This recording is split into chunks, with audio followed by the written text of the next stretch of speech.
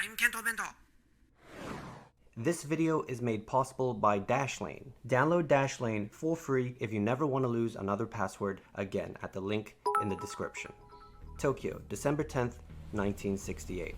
It was pouring rain. Not really The ripping bank it off, manager Mickey, of I the don't Nihon think. Trust Just Bank inspired was by. on edge. Someone had threatened his life and those around him over the past few months. Just 4 days prior, a letter, one of recent many, was sent to his personal residence demanding 300 million yen or his house would be blown up with dynamite. Holy the shit. letter was made up of characters cut out Some and Looney pasted Tunes shit. from movie magazines.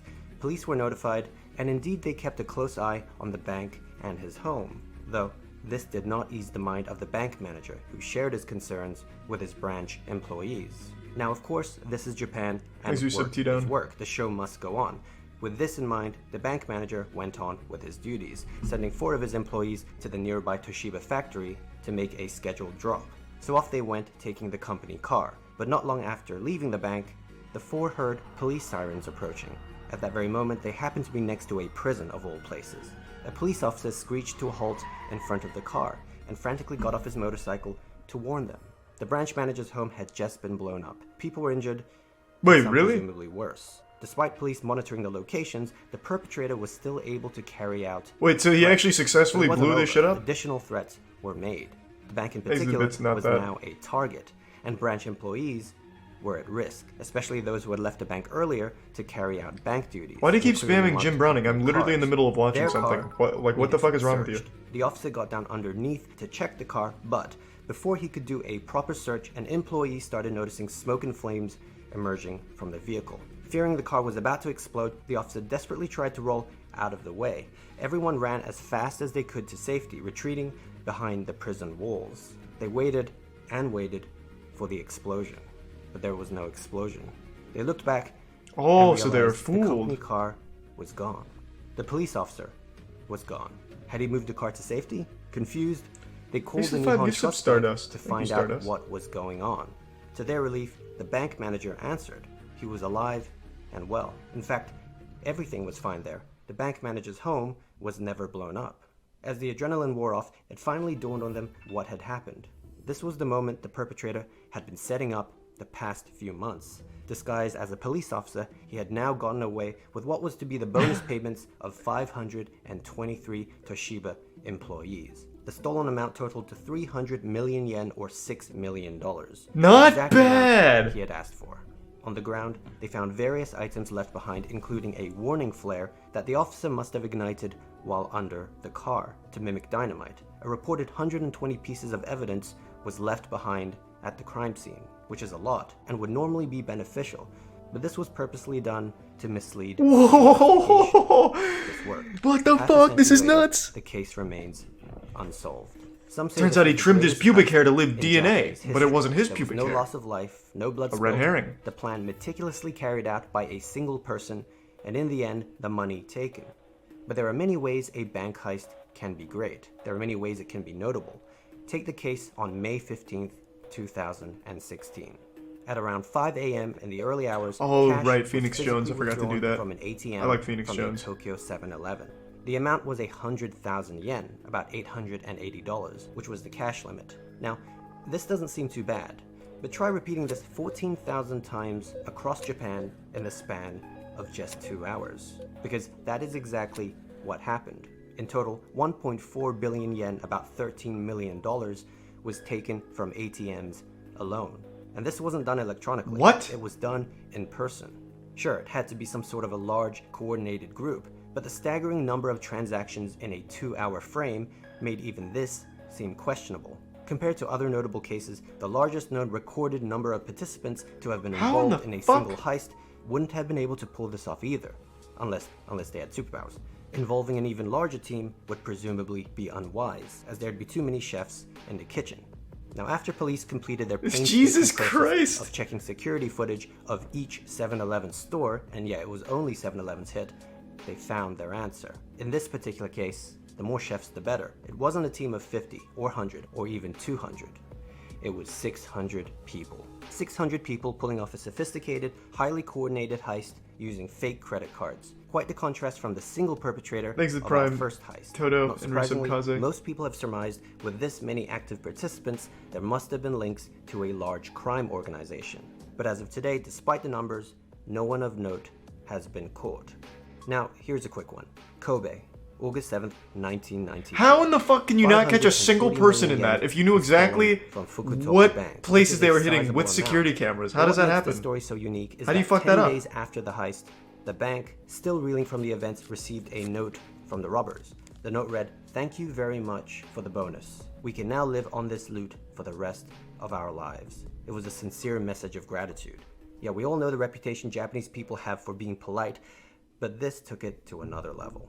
So the last three cases involved plans being executed perfectly He's the prime with writer. no loss of life. But not the case with the next one. We're going way back. January 26, Thanks to Risa 1948. Brendan. Again in Tokyo, a man in his 40s walked into a branch of the Imperial Bank just before closing time. 16 people were inside, including customers and bank workers. He got everyone's attention and explained he was a government health inspector sent by the US occupation authorities. Remember, this was post-war Tokyo, still under US occupation. The man stated there was a sudden These are some outbreak frosty of nips. dysentery in the area, and he was to Ooh, carry Oregon out Trail. inoculations. In post-war Tokyo, the disease was a legitimate threat, so no one really doubted him. Add to the fact that the man was wearing an official government armband. He gave all 16 people a pill and a few drops of liquid, which they quickly drank. Now, it wasn't long until they fell, one by one, in agony. Oh, With fuck. everyone incapacitated, the so-called health inspector grabbed all the money he could find and calmly left. 12 of the 16 people would later be confirmed dead, including a young child. The solution they drank was a cyanide solution. Holy This was a shit. ruthless way to go about a heist. But what made this even more strange was that the man left behind a business card. He left it at the scene. The card was marked with the name Shigeru Matsui, apparently from the Department of Disease Prevention, which does make sense since he was pretending to be a health official. But Shigeru Matsui turned out to be a real person who actually worked for the Department of Disease Prevention. Not surprisingly, He killed him upon and took the investigation, shit? Matsui was cleared. He was not the robber. He had several alibis. But he told police he had exchanged business cards with 593 individuals. How would he know that Japanese number? people have the habit of exchanging business cards with personal details, so this was helpful. as Oh, I police guess you could now just had look at every business card. 593 suspects. Over time, they were able to whittle down this number to just 8 cards, 8 suspects, one of which was a man named Sadamichi Hirasawa, a Japanese painter. When Hirasawa was questioned and asked to produce the card of Shigeru Matsui's, which he should have had, he could not. He claimed it must have been in his wallet, which was stolen the other day. He was a victim of pickpocketing. Police had a feeling they knew exactly where the card was. He could have When just asked to lost the produce an card. I alibi, don't keep business he could not. cards. When police looked into his history, they found 4 previous cases of bank fraud. When they searched his possession, they found a similar amount of money to that stolen from the bank. Hirasawa suspiciously refused to divulge how he got this money.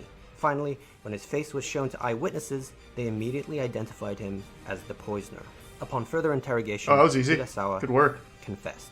He was arrested for the robbery and the murders, and in 1950, he was given the death penalty.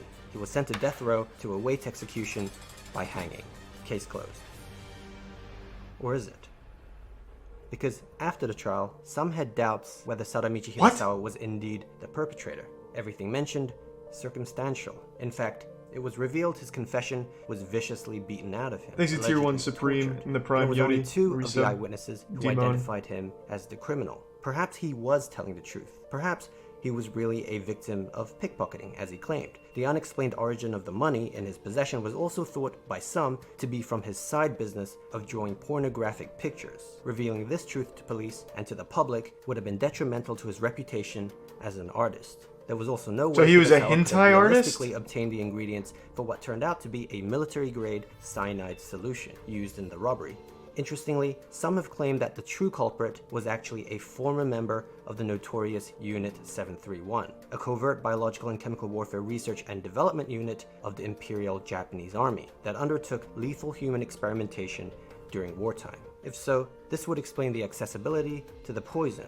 The Minister of Justice himself doubted Hirasawa's guilt, and so never signed the death warrant. This opinion was shared by successive ministers of justice, so the death sentence was never actually carried out. And so Hirasawa sat in prison on death row for the next 32 years of his life, one of the longest tenures ever on death row. And on May 10th, 1987, he caught pneumonia and died in a prison hospital. Despite the verdict, the case was never truly put to rest, and many people felt that the true culprit, all those years ago, would have been within grasp if only the focus was on the right person. This brutality It does happened in 1948, seem very 7 odd that a years on, painter there would come emerge up with a that. new type of heist. January 25th, 2000. That seems extremely hardcore. Cybercrime. The Tokyo-based exchange Cr1tikal, one of the most prominent virtual currency exchanges in Asia, Next was is the fall prime, just victim Kir to the and biggest Reese sauce. cryptocurrency heist in history. What do you mean, water? At 2:57 a.m., using overseas servers, hackers, disguising themselves as authorized users, were able to enter the system. They remained undetected for the next 8.5 hours, stealing 58 billion yen worth of the cryptocurrency NEM, which is about $530 million.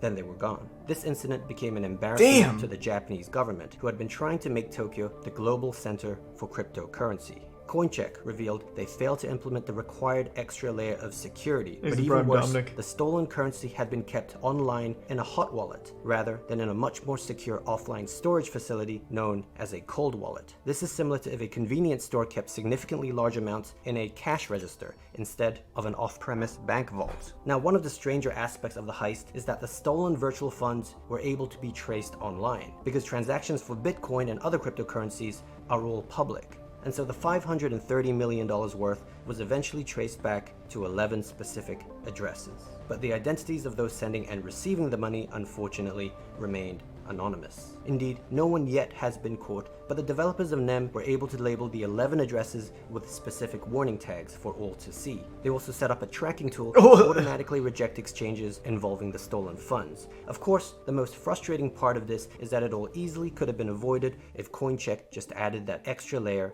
of security. And really, it's not just big companies. Most people today are I imagine they'd already cashed cashed it out like that same day. Same password for every account they have. couldn't have. Now, if this is you, congratulations. You have bad habits just like me, but that's okay. I'm segueing here because Dashlane makes keeping track of all your passwords. I see why you saved that one for last. That first one, though, is fucking wild. That first bank heist where the guy left 120 pieces of evidence to confuse detectives is nuts. I'd like to know a little more about that, but I think that's the only place that we could find that story. Or maybe that's like the whole thing.